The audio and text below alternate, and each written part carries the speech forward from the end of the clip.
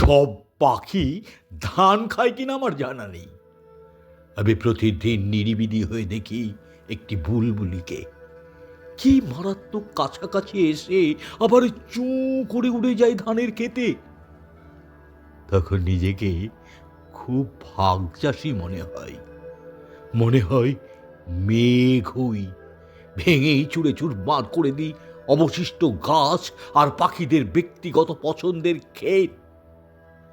আবার ভাবি, না থাক, বুলবুলি তো কারোর একা নয়, বরং এবার না হয় বুলবুল হয়ে জন্ম নেব ওই বুলবুলিটার জন্য।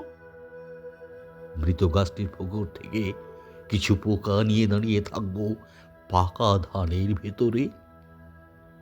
বুলবুলি, একদিন এসো, প্রতিদিন এসো, ধানের ভেতরে রেখে যাও বৃষ্টি পড়ছে এমন ভোর।